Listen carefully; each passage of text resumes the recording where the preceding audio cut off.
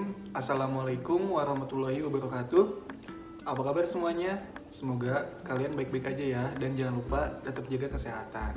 Nah, sebelumnya, perkenalkan nama saya Muhammad Januar. Saya berasal dari jurusan Manajemen Keuangan Syariah, Fakultas Ekonomi dan Bisnis Islam, NIM 11803070112, Universitas Islam Negeri Sunan Gunung Jati, Bandung.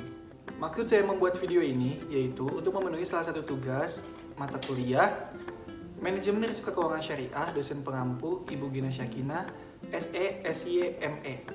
Nah guys, di sini saya akan menjelaskan sedikit materi mengenai bagaimana sih lembaga keuangan khususnya perbankan dalam meminimalisir atau mengurangi risiko keuangan. Nah, buat kalian yang penasaran, pokoknya stay tune terus ya.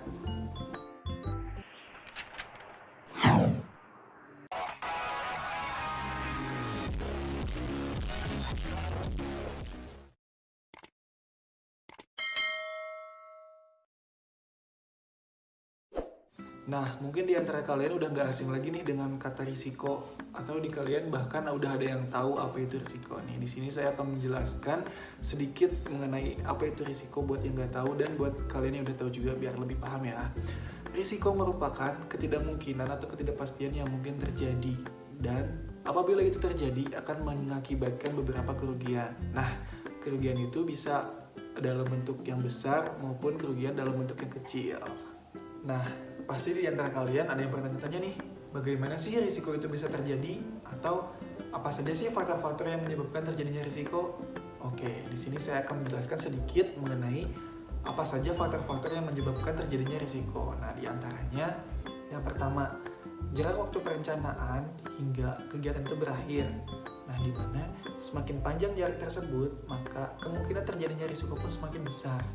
Nah, selanjutnya, keterbatasan informasi yang diperlukan. Nah, itu menyebabkan adanya salah komunikasi, di mana salah komunikasi tersebut bisa menimbulkan risiko atau ketidakpastian. Nah, selanjutnya, keterbatasan kemampuan atau pengetahuan dalam pengambilan keputusan.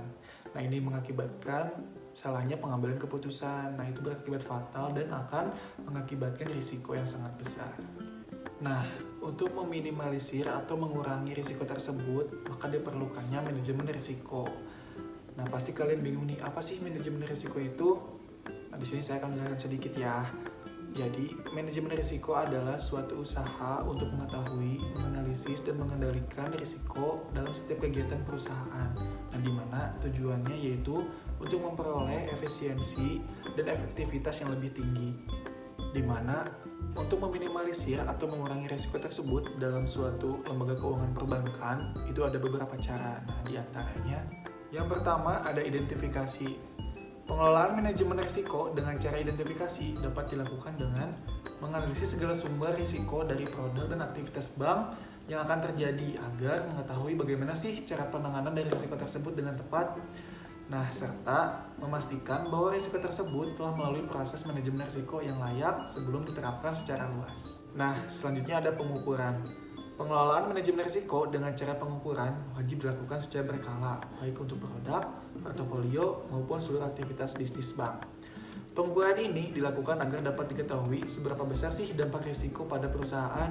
Nah, dengan begitu, perusahaan akan tahu mana saja yang harus diprioritaskan saat mengelola risiko, serta strategi apa sih yang harus diambil atau diterapkan oleh perusahaan. Yang ketiga, ada pemantauan risiko atau risk monitoring.